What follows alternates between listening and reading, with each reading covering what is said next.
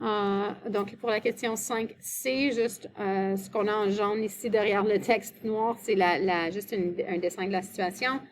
On nous donne ce qui est en bleu ici sur la courbe standardisée.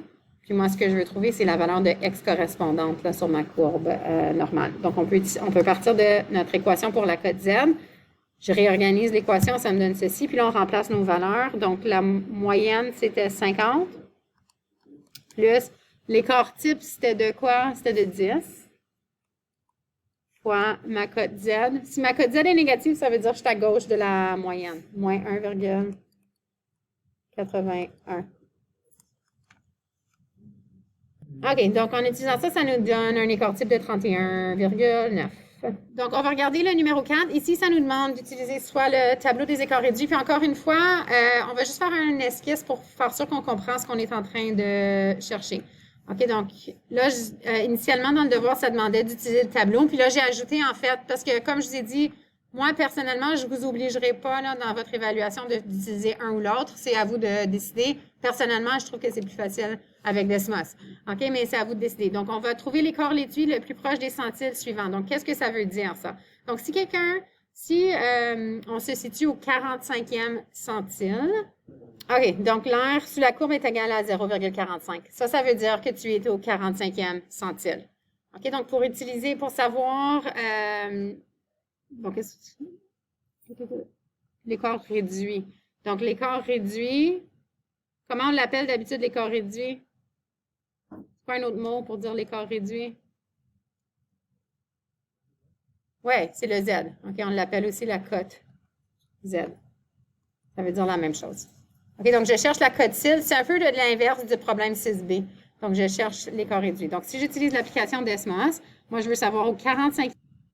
Pour aller trouver la cote Z, on va manipuler cette valeur ici. Donc, si je veux savoir le 43e centile, je vais mettre l'air sous la courbe est 0,43. Et ici, ça va me donner la cote Z. La cote Z, c'est moins 0,1764. Désolée, c'était 45 et non 43. Donc, 45, ce serait moins 0,1213 vers environ au centième près. Donc, c'est ce qu'on a trouvé, c'est moins 0,13. Okay, donc, j'appelle X ici parce que je suis sur mon axe des X, mais en réalité, ce que c'est ma cote Z. Donc, la réponse finale pour ça, ce serait Z est égal à moins 0,13. Si jamais tu veux faire, donc, tu peux le faire avec le tableau des écarts réduits, tu peux aller venir ici, puis c'est un peu l'inverse, encore là, je vais aller trouver c'est où donc, je vais voir ce qui est le plus proche que possible de 0,45.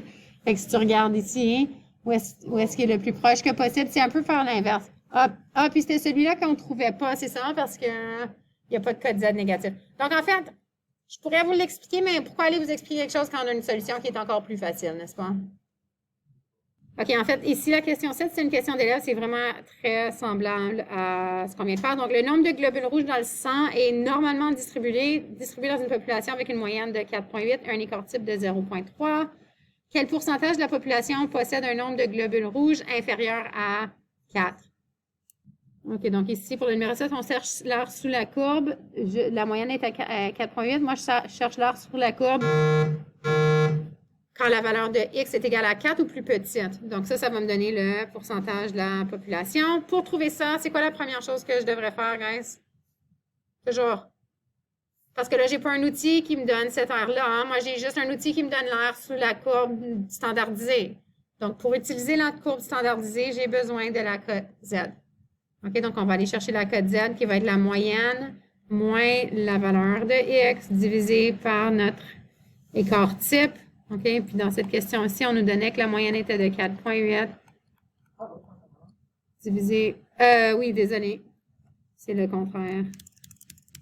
Sinon, on le verrait dans notre réponse parce qu'en fait, puisque je suis en dessous de la moyenne, je devrais avoir une valeur négative. Donc, merci d'avoir identifié ça. Donc, c'est 4 moins la moyenne. Je devrais avoir une valeur négative divisé par l'écart type qui était 0,3. OK, donc ça va me donner une cote Z de...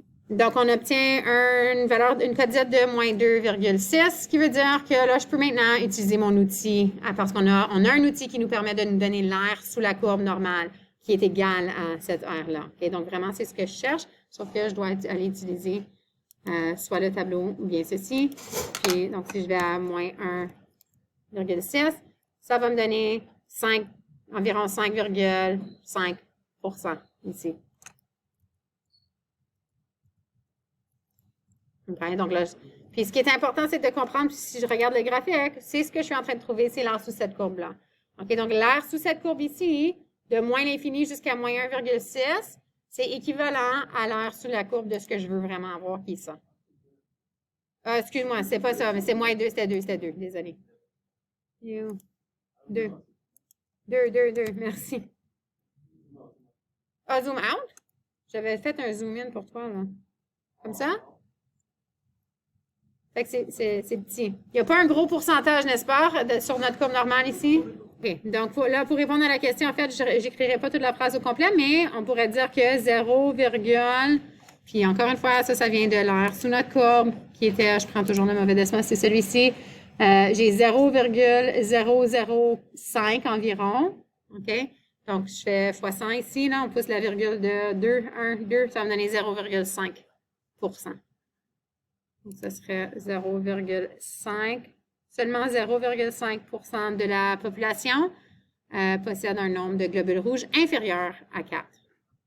Si je voulais savoir combien est compris entre 4,7 et 5, ce qu'il faudrait que je fasse, c'est que je trouve la cote Z ici. Je trouve la cote Z ici. Oups. La cote Z est égale à quoi ici? Donc, de la même façon. Et puis ensuite, on peut aller utiliser l'application pour... Là, j'ai besoin de l'air. Je prends toujours l'air sous la courbe. Puis si ça se situe entre deux valeurs, donc dépendamment de ce que j'ai eu comme code Z, si j'allais voir, par exemple, de là, ça va nous donner... Ça nous donnerait l'air sous cette courbe-là. OK? Donc, c'est la même chose. Mais là, je regarderais entre deux valeurs ici. OK? Si on utilisait le tableau des écarts réduits, c'est un peu différent parce que le tableau des écarts réduits me donne toujours de moins l'infini jusqu'à une valeur. Donc, il faudra que je fasse une soustraction. En fait, je pense que puisqu'on veut utiliser cet outil-ci, c'est pas important d'aller le voir.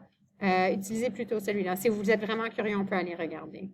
Mais c'est plus facile. Ici, je fais juste dire entre moins 1 et 1. Ou en fait, je n'ai pas calculé la cote Z, là, mais tu calculerais ce que c'est, puis tu pourrais voir ton pourcentage ici, qui est l'air sous la courbe. C'est important de comprendre que c'est l'air sous la courbe.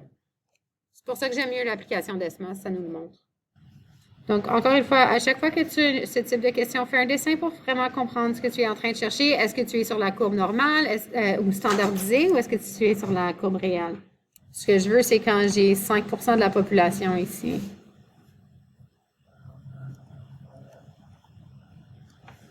Okay, je veux que quand l'air sous la courbe est égal à 0,05, c'est quoi? Et que c'est égal à quoi? C'est ce que je cherche, en fait. Donc, si je vais dans Desmos, je veux voir jusqu'à l'infini, n'est-ce pas? Donc, je vais regarder, parce qu'on veut savoir du côté le plus grand. Fait que je vais aller voir jusqu'à l'infini. Attends, on cherche. Oups. Ah non, on cherche le contraire. Donc, en fait, ce que je cherche, j'ai besoin de ma cote Z. Donc, on va utiliser la deuxième. Désolée, on ne va pas utiliser ça.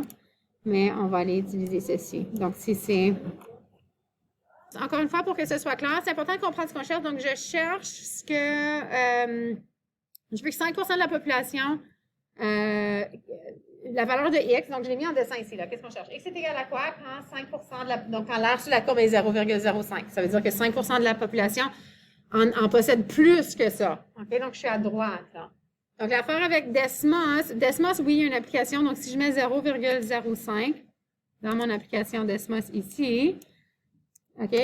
En fait, ça me donne moins 1,6, mais à faire attention parce que Desmos va nous retourner, en fait, toujours la valeur qui est égale ou plus petite. Si j'utilise la deuxième fonction dans Desmos, donc, ce que ça me retourne, c'est la valeur. Si je mets 0,5 dans Desmos, ça va toujours de moins l'infini. 0,05, ça va toujours de moins l'infini. Donc, le moins 1,6 là, que Desmos m'a donné, c'est cette cote Z-là. Mais en fait, moi, je voulais le contraire. Puisque c'est symétrique, donc c'est pour ça que je vous dis, le dessin est important. Desmos me donne ça. Hein? Donc, quand je rentre 0,05 dans la fonction je prends tout le temps le mauvais, ici, j'ai mis 0,05. C'est ça que c'est en train de me donner. Il n'y a pas de dessin là, associé avec ça. Cette fonction ici, c'est juste une valeur numérique. Quand j'utilise celle-ci, c'est quand j'ai le pourcentage et je veux la cote Z. Mais faire attention, ça me donne toujours à partir comme si j'avais mis le pourcentage. Donc, il y a deux façons que je pourrais faire. Je pourrais aller dans Desmos et dire, en fait, moi, je voulais jusqu'à 0,95. Ça va me donner 1,6. OK?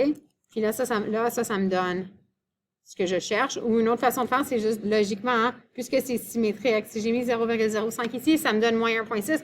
Ben, la moyenne, c'est 0. Exactement dans le milieu, c'est 0. Donc, si je suis de l'autre côté, si on regarde sur le diagramme, tu peux figurer logiquement. Moi, ce que je voulais, c'était celui-là. Hein? Donc, en fait, le Z qui m'intéresse, c'est celui qui est positif. OK? Donc, Desmos me donne celui-là, hein? Mais celui qui m'intéresse, c'est celui-ci. Je veux cette cote. OK? Donc, je dois utiliser une cote Z positive à cause que je sais que je cherche cette heure-là. Donc, utiliser la propriété de symétrie de la courbe de la distribution normale. OK? Donc, là, j'ai pas trouvé... Ça, c'est la cote Z, mais c'est pas ce que je cherchais. On cherchait la valeur de X. Fait encore une fois, ça, c'est ma courbe standardisée parce que j'ai une application dans Desmos qui me donne de l'information avec ça. Ou sinon, j'ai un tableau des écarts réduits sur l'Internet qui me donne de l'information là-dessus. Mais ma vraie courbe, c'est celle-ci. OK? Fait que ce que j'ai besoin maintenant, c'est d'aller chercher la valeur de X sur ma vraie courbe.